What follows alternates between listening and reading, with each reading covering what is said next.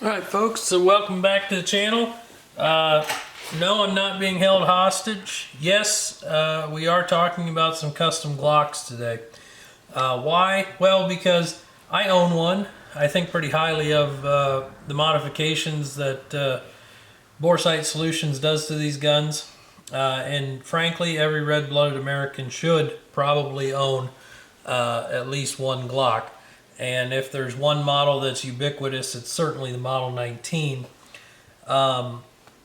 These are both Model 19s. This one started as a 3rd gen, mine started as a 4th gen, but nonetheless, Ben and his crew at Boresight Solutions will work on all generations. This gun is on the site now.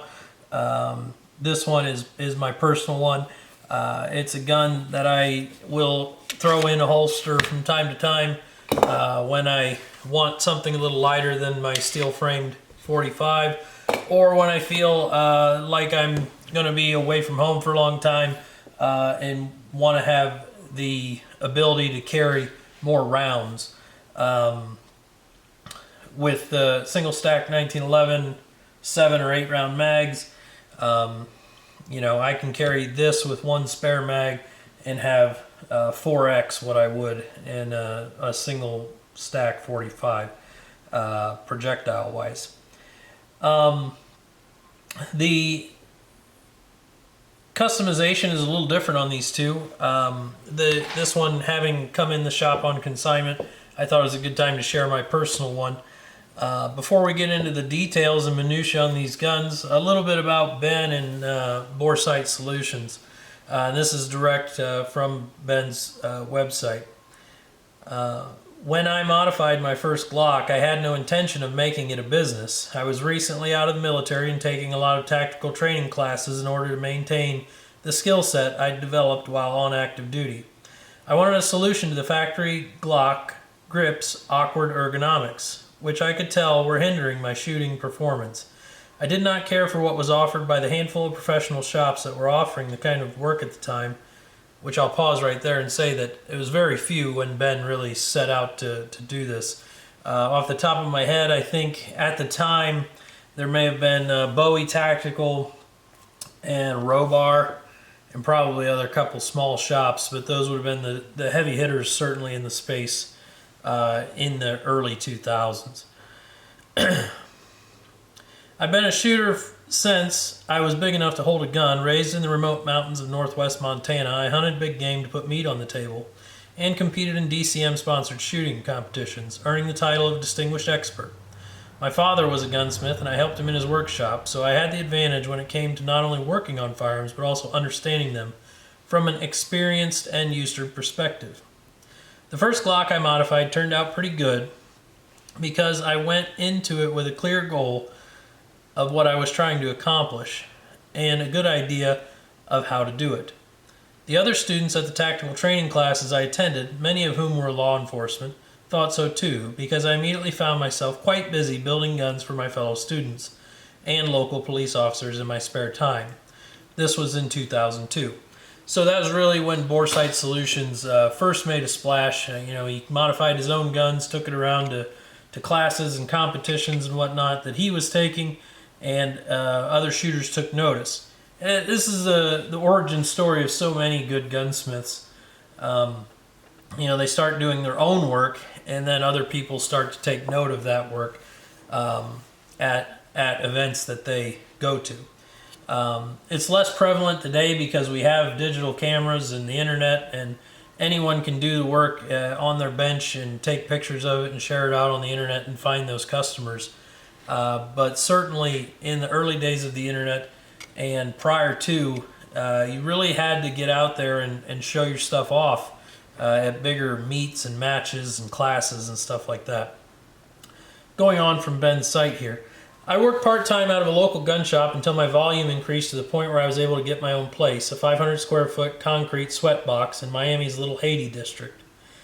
That was home for me and eventually 2 employees for many years. During those years, Boresight Solutions established a reputation for building hard-use, duty carry guns and earned a nationwide customer base of discerning shooters, many of whom carry a gun for a living. When the craft When the craft of customizing polymer frame pistols finally evolved from a marginal niche to a popular business, the demand for work increased accordingly. I was able to move to a much larger shop with air conditioning in Davie, Florida, which is where we are located today. And he goes on to say that, you know, they're no longer strictly a custom shop. They have a really outstanding, he calls it a pro shop, but a retail shop as well now, that offers all the accessories and accoutrement that any modern pistol shooter is going to want. Lights, dots, sights, trigger kits, extra parts, spare parts, etc. Magazines, he's got it all. So you can look him up, Boresight Solutions. So on to the details of the gun. We'll start with this consignment gun. This gun was originally, like I said, a Gen 3 19. You'll see the trigger guard was rounded and stippling. This Ben's signature texture is this sort of honeycomb look that he imparts to the polymer. And then this grip frame was reduced significantly. The grip frame of my gun reduced just a little bit more. I think he has 3 or 4 levels of reduction. But part of what they're getting back to is, of course, what we'll call the ideal grip angle, the 1911 grip angle. And you can see this gun is pretty close to that, and I think my gun is probably a fuzz closer, which makes it much more natural for me. That was really my 2 complaints with the Glock. 1 was always that they just have no soul, and 2, that the grip angle was a little too steep for the classic American shooter. This one has full 360-degree wrap texturing on the grip of the gun. Also have these index pads for your trigger finger or your offhand thumb to get a hold of that gun. This gun also has had front cocking serrations added. You'll see the taller co-witness sights added there, and a Holosun, I believe 509 is the number, green dot is direct mounted to the slide there. And of course it has a great trigger job for one of these guns.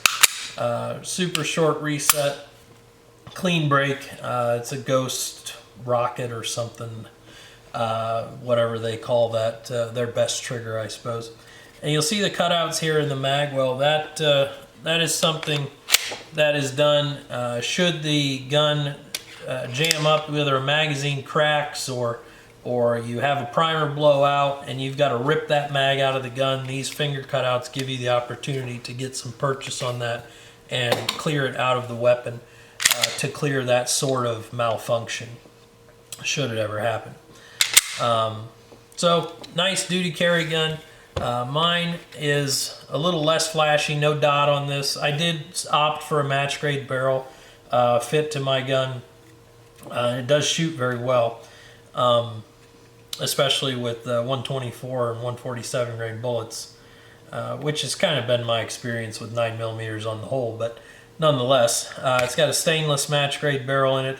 This one also has just straight night sights on it, tritium night sights. I opted for the slightly extended slide stop. It's certainly easier to engage that to lock the slide back than the stock unit.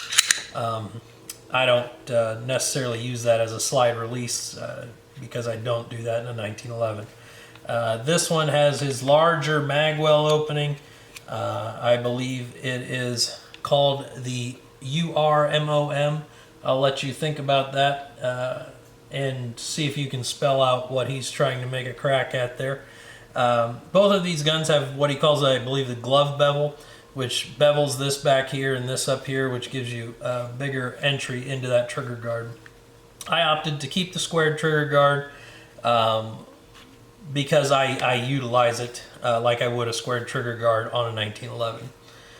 This one also has 360-degree wraparound stippling, and of course the best duty trigger he's got to offer.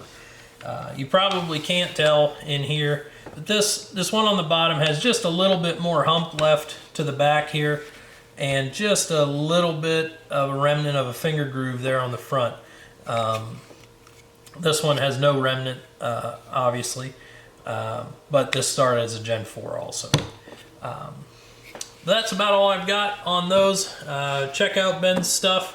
He work on just about any plastic pistol. Certainly best known for his Glock work, but he's certainly made an impression in recent years with stippling on 2011 polymer frames. And like I said, they have their retail shop open now, which has all the goodies you could want for tactical pistols like this. And more. They sell all manner of things there. So anyway, appreciate you all tuning in. Please check out the link in the description for our email list if you'd like to subscribe to that for inventory drop reasons. We're going to keep making videos. I've got a few guns backed up here, so we should be pretty steady the next couple weeks. Hopefully you guys like it, and we'll keep tuning in. Thank you.